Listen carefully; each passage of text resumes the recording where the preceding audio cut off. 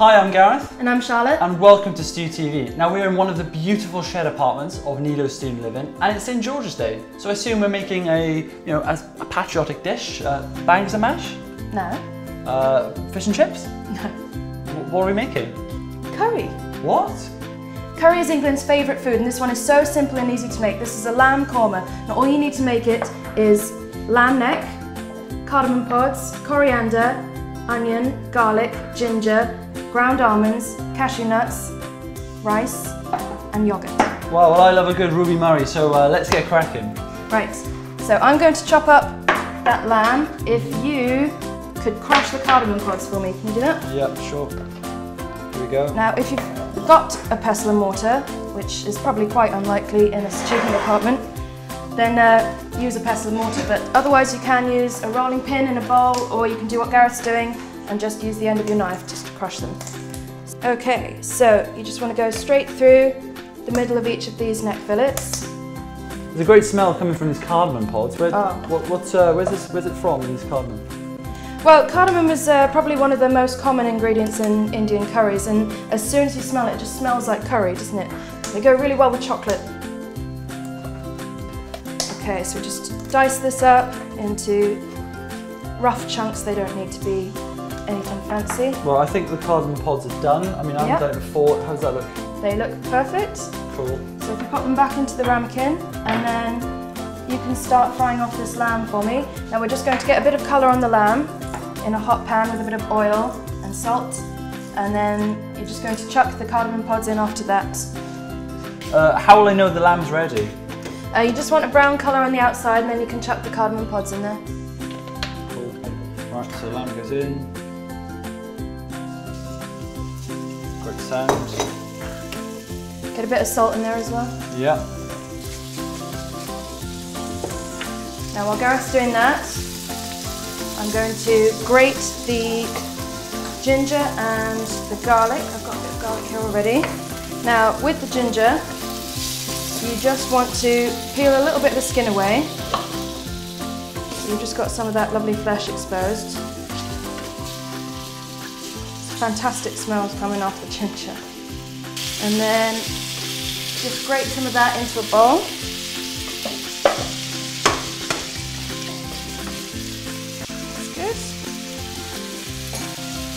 Ginger's quite a powerful flavour, so you don't need very much of it. And then I'm going to grate some of the garlic as well.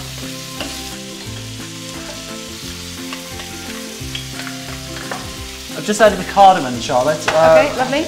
Right, how long left on the lamb, do you think? Yeah, just until they're completely brown all over. It doesn't need to be cooked through, it just needs to be brown on the outside. It's called sealing the meat. Lots of people think it's to seal in the flavour and things like that, but it's actually the brown colour on the meat. It caramelises the sugars in there, and that's what gives it the really nice flavour. So I'm going to slice this onion. I actually already have one that I've done there. And then when Gareth takes the meat out of the pan in a second, then he's going to fry those onions for me. Meanwhile, I'm just going to crush some of these. Same way that Gareth did. You just want to start breaking them up a little bit. They don't need to be a powder or anything like that, and they don't need to be chopped. They just need to be certainly halved. And I'm just going to pop that in there with our garlic and our ginger. And then we're going to put in the ground almonds as well. And we're going to mix half of the yoghurt in with that. Okay, and we'll just mix that together. Okay, so that meat looks ready. If you just want to tip it onto the plate, not the plate that you had the raw meat on, get rid of that. Oh, I've dropped a bit there. And what next, Charlotte? The onions? Okay, so yeah, you just want to get the pan hot again, put a little bit more oil in there, and then you can put these sliced onions in. So you just want to soften up the onions. You can get a little bit of colour on, but you don't want to get too much. Put a bit of salt in there as well, Gareth. Okay, so that's nicely mixed up, and that's ready to go in when the onions are ready. I'm just going to chop some of this coriander. Now this is only going to go in at the last minute. You just want to remove those stalks there. And then we don't need it finely chopped, you just really coarsely, just straight through like that. We want to keep some of the nice shape of the leaves intact. How are those onions doing? Yeah, they're looking good. They smell great. It's got that wafting of like onion smell, which it reminds me of Saturdays, like football grounds and stuff like that. Reminds me of childhood. Okay, I think we're ready to put this in now. Cool. And what's in here? Okay, that's just the mixture of the crushed cashew nuts, ground almonds, yogurt, garlic and ginger. Yeah, I can smell the yogurt in this. There we go. Cool.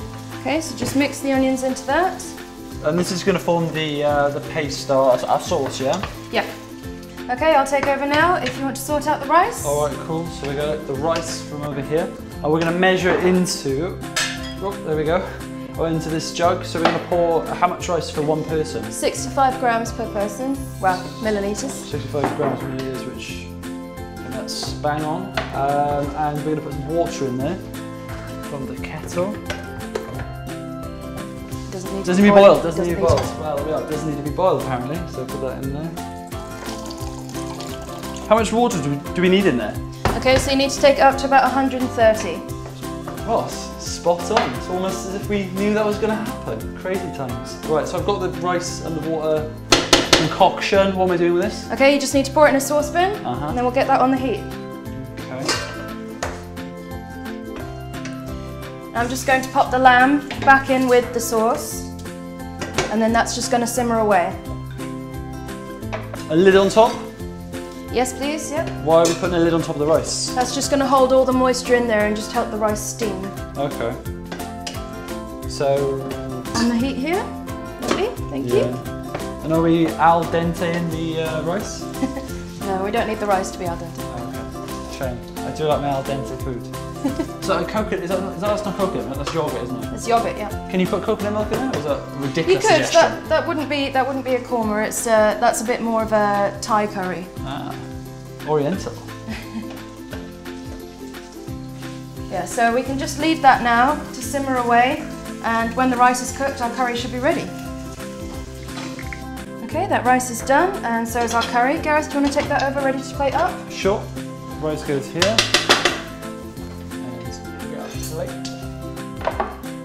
Okay, and then at the last minute you just want to add the last bit of your yogurt. Mix that through. So we need to fluff this rice up? Yeah, just with a fork, fluff it up, and then I'm going to put a bit of this coriander in.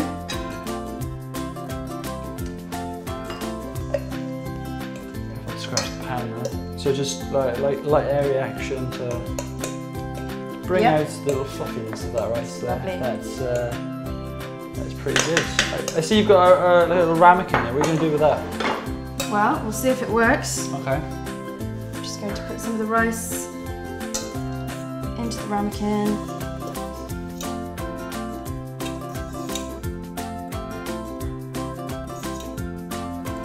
And then just press it down. Okay, and then...